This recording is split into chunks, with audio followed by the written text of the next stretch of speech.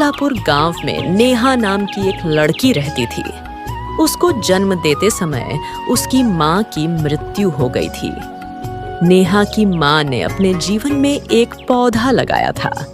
वह पौधा अब पेड़ बन गया था। नेहा जब भी उदास होती, वह उस पेड़ के नीचे जाकर बैठ जाती थी।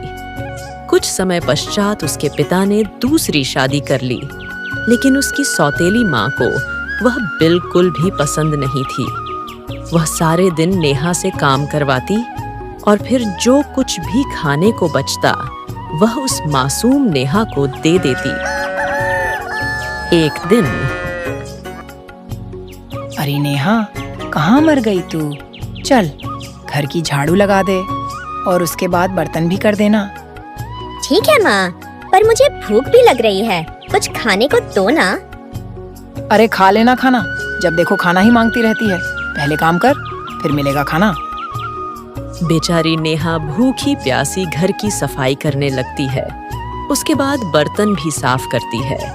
जब उसका सारा काम हो जाता है, तब उसकी सौतेली माँ प्लेट में केवल एक रूखी रोटी रख कर दे देती। ले खा ले खाना, बड़ी भूख लग रही थी ना तुझे। माँ, केवल एक रोटी और सब्जी भी नहीं है। चुपचाप खा ले, बस यही बचा है।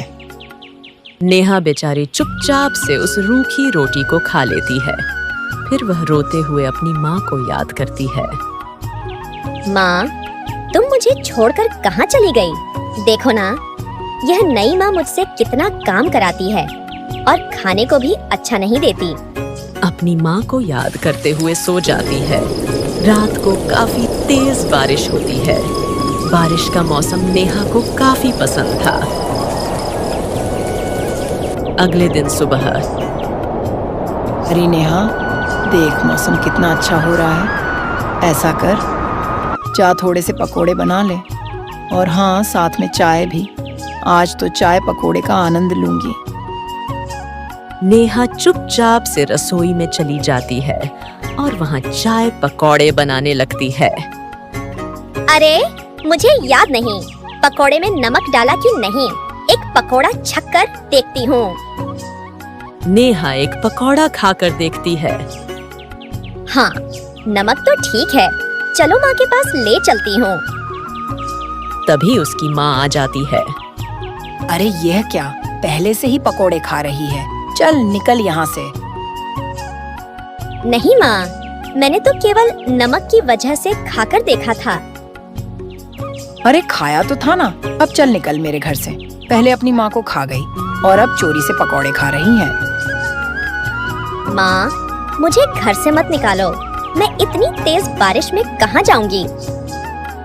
मुझे कुछ नहीं सुनना, बस तू घर से निकल। ऐसा कहकर नेहा की सौतेली माँ उसे घर से निकाल देती है। नेहा रोती हुई घर के बाहर बैठ जाती है। बाहर बहुत तेज बारिश हो रही थी।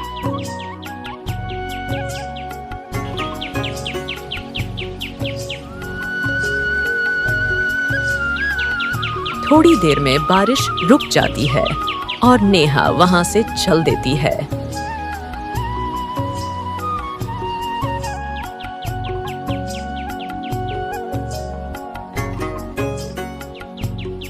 थोड़ी दूर चलने पर नेहा को वही पेड़ दिखाई देता है जो उसकी माँ ने लगाया था।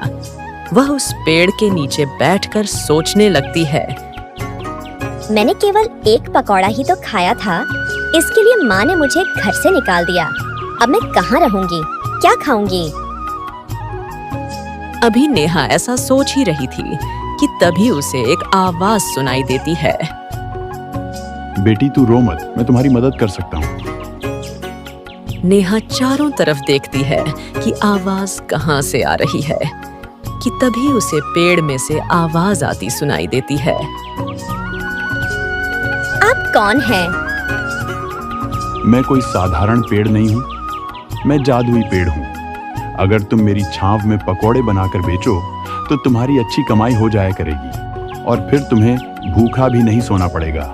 और हाँ, पकौड़े के साथ चाय भी बनाकर बेचना।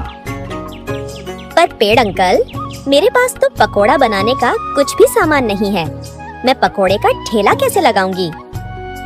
अरे तुम्हारे हाथ में ये माँ का कंगन है ना, तुम इसी को बेचकर अपना काम शुरू कर सकती हो। इस तरह तुम्हारा काम में तुम्हारी माँ का आशीर्वाद भी रहेगा। हाँ, यही ठीक रहेगा। अगले दिन नेहा बारिश के कम होने पर अपने कंगन बेचकर बाजार सामान लेने जाती है।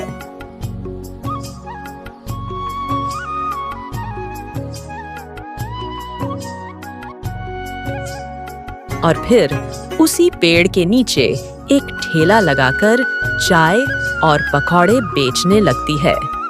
गर्मा गर्म पकोड़े ले लो, आलू प्याज पालक गोभी के पकोड़े ले लो, साथ में मसालेदार चाय भी। जादुई पेड़ के नीचे होने के कारण उसके चाय और पकौड़े की खुशबू दूर दूर तक फैलने लगती है। तभी दो व्यक्ति वहां से गुजरते हैं।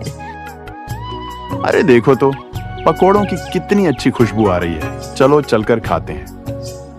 हाँ, इतनी अच्छी खुशबू से तो मेरी भूख ही बढ़ गई और साथ में चाय भी पिएंगे।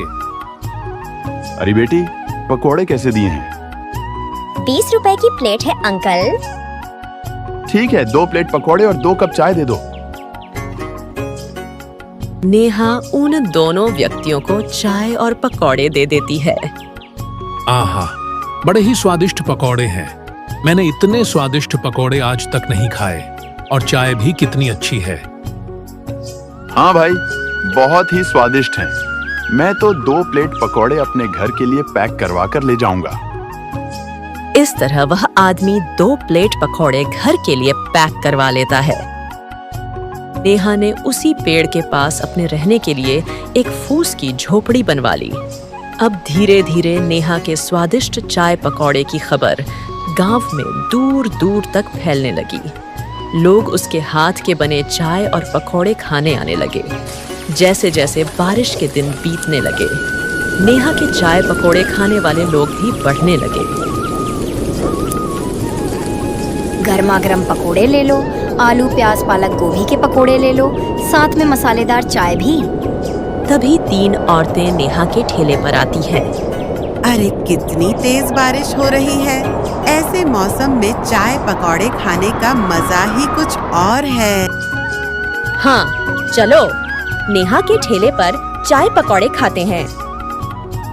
अरे बेटी, हम सब के लिए चाय पकौड़े लगा दे।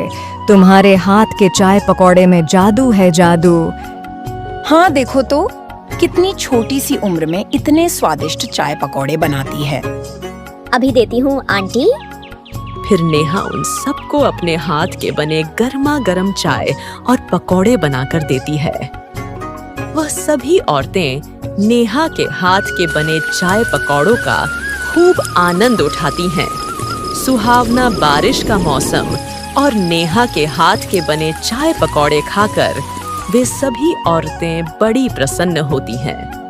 धीरे धीरे नेहा की माँ के हाथ के लगाए पेड़ के आशीर्वाद से उसका काम खूब अच्छा चलता है।